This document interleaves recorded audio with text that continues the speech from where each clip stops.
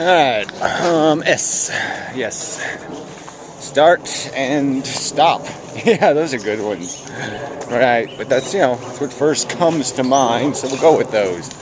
Obvious, lots of S words. Stupid. Sucky. Succubusy. Anyway, it doesn't matter. I'm going with start and stop, just because I have a theme in my head. Yeah, it's going to be the video I'm going to be doing anyway. Sorry about the airplane, and the birds, and the trees, and all the other annoying bits of nature out here in nature. Damn cold. Ooh. It was 100 degrees the other day, and now it's like 65 or something. Ugh, it's horrible. I'm going to freeze to death swimming, but who cares? Anyway. Where was I? Start, stop. Yeah, so anyway, so yeah, 4 billion years ago, this DNA molecule thingy, made a reproducing cell. Well, it became part of a reproducing cell. And it started something. And I'm sort of arguing that we should stop that something. And here's the irony. Something with no brain, just a happenstance of chemistry, starts something. For 4 billion years, it evolves. For hundreds of millions of years, the little evolvees become feeling and start eating the skin off of each other, not knowing that they're basically cannibalizing their own relations and causing horrific unpleasantness to be endured. Yeah, there's no way we're ever going to do something spectacular enough to justify the experiment. And so that's one issue. Like if you could be there on initiation day and evaluate and know what was going to come, especially if, let's say, the human race just dismally fails, nuclear winter, blah blah blah, cockroach city, just nothing good happens, and then the whole thing just gets blown up by an asteroid or a comet. Yeah, I mean, if you knew that was the destiny of it, would you allow it to initiate? And I think most rational people would say, no, that really is fail. But yeah, well, obviously we can't undo the past, so let's just deal with the present. So yeah, we're part of we're a drunk driver, and we've killed 15 people on a bus going to a nursery school or something. Yeah, so what do we do? How do we recover? How do we make something out of this crap? And the point is there's no way to do that. But we can't fix the past, and all we got is the future. And so we're still at the same dilemma. It's still just an initiation of stupidity. It's still a dumb process: consumption, reproduction, cannibalism. Right? Those are the 3 first words. They're the ones, they're just undisputable. They're just the facts of the material function. And then you get this tricky word, addiction, which nobody wants to really deal with. But it's the big one for us. Because why would we not stop what was started by just chemistry? Why wouldn't we stop it? It wasn't started by some Einstein. It was started by a retard. Why wouldn't we stop a ball rolling that's rolling because a retard pushed it?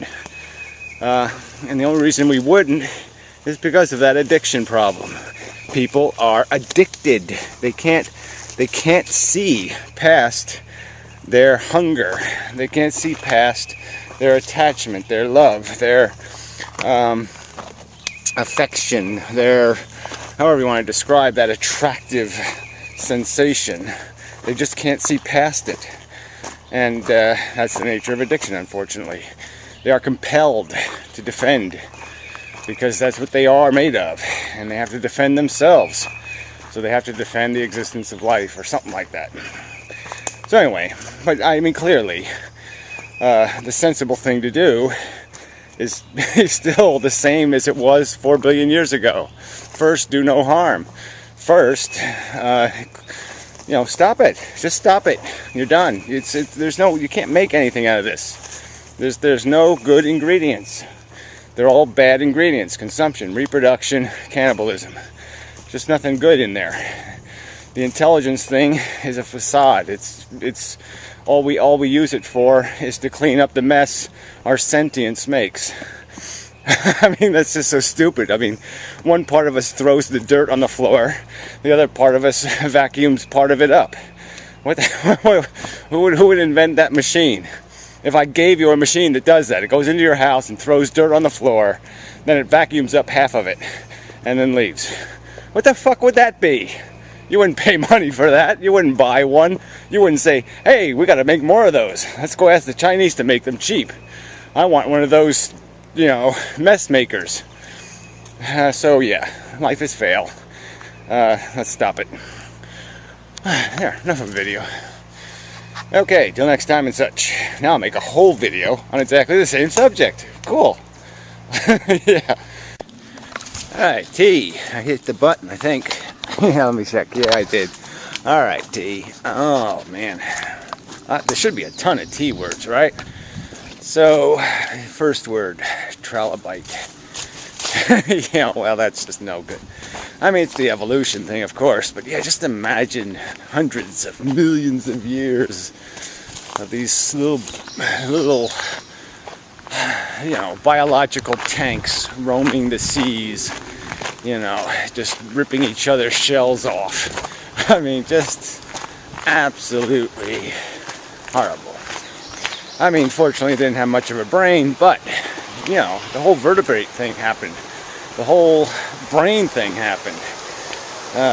So, yeah, it's not good. So I guess this is an evolution thing because I started with trilobite. So what the hell? We'll go there. Still haven't cut their field yet. Oh, it's nice and sunny over there. Yeah, it's patchy here. Anyway, so where's I going to go with that? Oh yeah, the whole evolution thing. And, you know, Dawkins says there's basically 3 occurrences of mammals. You know, the Australian marsupials. You know, not really mammals. But anyway, you know, North America. And then he says South America. I don't know. Is South America really that distinct? But they all had to evolve from the same whatever. Salamammal, you know, some sort of warm-blooded thing too, which is a little weird because then you get into the whole bird thing. I mean, do us and birds have some sort of common ancestor that did the warm-blooded thing? Yeah. But anyway, where was I going with this? Yeah, you know, they got those big hooved rats down there in South America. I mean, they had to be related to the hooved animals up here, I think. I mean, I don't think mammals did that thing twice. You know, you turn a hand into a hoof. But I don't know the specifics of that, whatever it is, that, I don't know, that giant muskrat or whatever the fuck it is down in South America. You know, and jaguars are pretty close to, I mean, I don't think they're biologically that different from the cats in Africa or something, but maybe they're completely different. But anyway, the point is no primates though. I mean, you know, South America has primates, but those are primates, I think, that are pretty much related to the primates in the rest of the world. I mean, the monkeys. So that doesn't really work. But anyway, the point is Australia is kind of a nice closed example. And you really didn't have brainy animals. I mean, you know, they sort of did the pattern, carnivore and prey, but they really didn't do the, you know, brain thing, big brain thing. They did enough brains to figure out how to kick and fight and run away and maybe even do the sheltering thing some ways or other. But yeah, there's no big brains. You know, big brains really aren't, you know, being too much of a control freak in nature isn't really rewarded.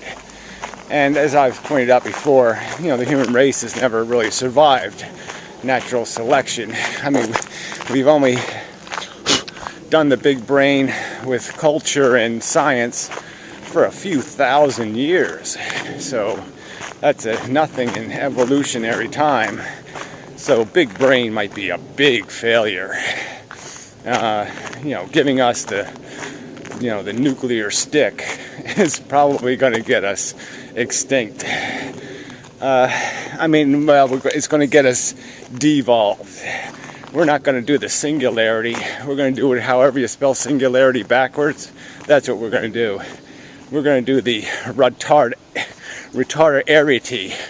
We're going to go from smart little human to putrid cockroach. And that's what's going to happen to the human race. That's going to be your marvelous destiny. So you'll perpetuate a stupid game just to prove Gary right. Unfortunately, you're just going to turn into scuzz. You're pond scum. You're going right back to where you started for all your trouble. You'll end up be like the Planet of the Apes. You'll end up back home. And it'll all be a waste. So anyway, yeah, that's really enough. Thank you very much, and such, and so forth, and whatnot. Crowds of people on my path. It's raining. Yeah, go figure. Pool is really nice though. Relative comparison, the air temperature a little cooler, water warmer is good. Anyway, you,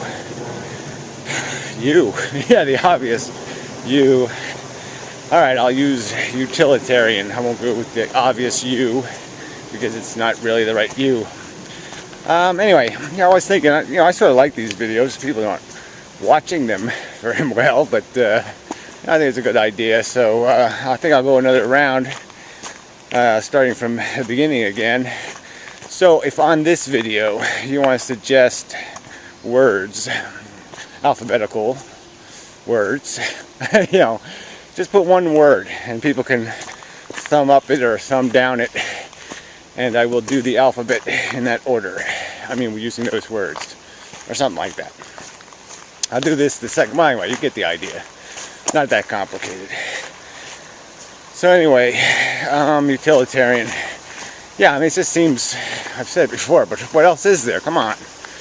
I mean, it's like a synonym for rational. Yeah, you got to do things to the net benefit. There's no other equation. There's an end result. You got to get the most out of it, the best efficiency. And you can always change the equation and say, well, what are we out for as a product? Do we need to make the product for 30 years or just 3 days? I mean, obviously your equations can change if you change the scenario. But let's just say the human race was going to be here for another 1,000 years or 1,000,000 years. Well, then the utilitarian thing to do, the rational thing to do, would be to measure that whole entity and to say, what's the best thing you can do now for that whole entity? Obviously, the human race hasn't invested in 10 years in the future, or 20, or 30, or 40. It can't even do that rationally.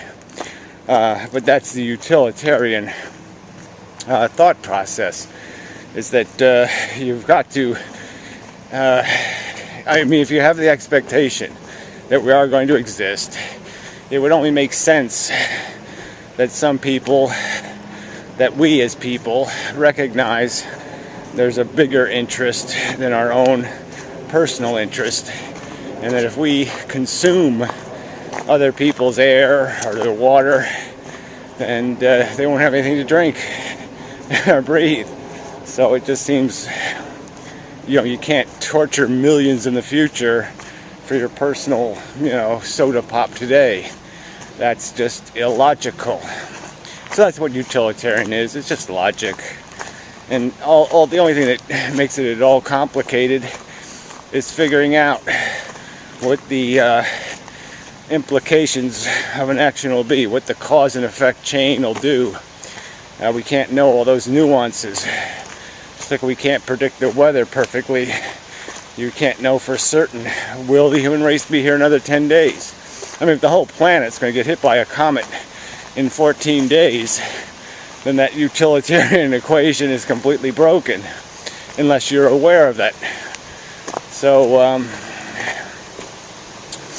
yeah, so you have to first predict the future accurately, to some extent, in some sort of broad terms, and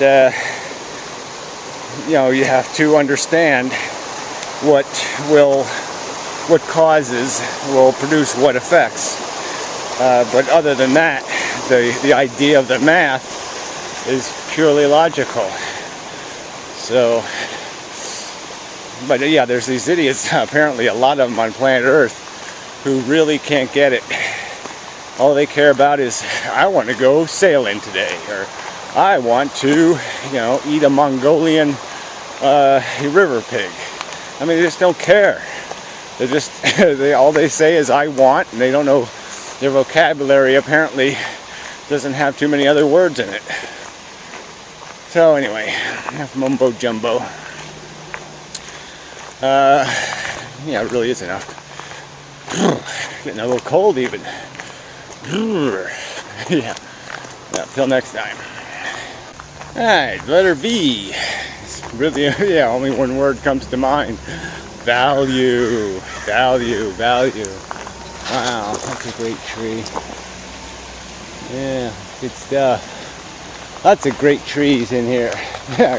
Alright, they're just good trees. They're not great trees. Anyway, yeah, value. Lots of value equations, lots of ways to describe this thing. But I guess the fundamental argument needs to first be made to any human being is that none of these things have value except in that they can affect a sentient creature capable of manifesting a feeling. Yeah, feelings are the core, are the root, are the origin of all value. Something's valuable because it can create comfort in humans, or animals, or sentience. And so it just becomes an equation. Something's more valuable if it creates more happiness or prevents more suffering. And I would argue the suffering equation, eliminating, is far more important. So, you know, something like, oh, I don't know. I mean, you can make all kinds of comparisons. I mean, obviously 10 pounds of rice are going to do a lot more good in the world than 10 pounds of diamonds, you know, in terms of real good. You know, the diamonds can't really do much for anybody in hard discomfort, and they only comfort the kind of silly and frivolous. So, you know, but yeah, there's lots of equations like that. You know, if I was to work 8 hours a day, it'd be better if I was making something that gave people comfort, eliminated their pain, than if I was making, like, I don't know, those foam fingers saying number one. So morons at a sports stadium would have a number one finger. Yeah, I mean, it'd be a lot better if I was growing food or making medicines or something like that than making foam number ones. So anyway, yeah, that's the nature of value. It really is just about the equation of easing people's miseries and sufferings, period. And in a way, you could describe want as a type of suffering, a type of yeah, it seems kind of a exaggeration a little bit, but yeah, that's what it comes down to. You are disquieted, discomforted when you don't have what you desire. Look at the town cut the tree, which is nice of them. It's kind of a pretty little stack of wood. I should steal it. Yeah, maybe it's free. Yeah, I'll carry it home. What will I do with it though? I don't have a wood-burning stove anymore. Anyway, so where was I? Yeah, so value is all made out of effect on the sentient collective. And that's the other part of that equation, is it's always got to be the collective thing. there's no point in monetizing anything based on its effect on one individual. I mean, you have to take its effect in the context of a whole bunch of pieces that are of all semi or substantially equal substance or importance. And that's sort of the only rational way to look at it. Looking for a place to cross the stream here. I think I'll use that one up there. I don't know, this is kind of dicey too. Anyway, I'm gonna see if there's anything in that pond worth filming. I mean, got a stick. I'm gonna tie the camera on a stick. So this ought to be funny. See how many cameras Gary can ruin today. Really haven't ruined any yet this year. This isn't a great place to cross. Screw you, asshole. Anyway. So, oh, yeah, short video. Yeah, till next time. And such and so forth and whatnot. I'll just leap here, maybe. I have to leap. I don't like leaping because my old stroke leg does not like to leap. I say leap, and it just doesn't know quite what to do. It doesn't seem to remember the leap function. Or maybe it's the landing. It doesn't like landing. So I will leap with the other foot and attempt to land on that rock there that's kind of crookedy. Maybe I should leap further. That crooked rock looks like a way of breaking my ass. Maybe I'll just leap into that shallow area. Like this, so. Oh, there. Yes, I successfully leaped into the shallow area. Yeah, okay. Yeah, whenever you're doing something faggoty, it's good to talk like a Britisher. Yeah. Anyway, till next time. Yeah, this is the pond of goo. Ooh, goo pond. Yeah, good stuff. Have all kinds of memories as a kid here. It was a better pond back then. Had fish in it and such. Spent many a nice summer day here in my youth. Yeah, sort of lost its charm over the years. Kind of fail all over the place now. So anyway, there's one lily pad over here, so maybe I'll try to see if there's anything video-bubble by the no, I'm not gonna be able to reach all the way out there. My stick isn't long enough. Ooh, dragonfly, look at the size of it. Big fucker. Holy schmoly. That one's like from dinosaur days. Alright, well, we'll see how it goes. Anyway, oh sorry, it's supposed to be a short video. Till next time and such.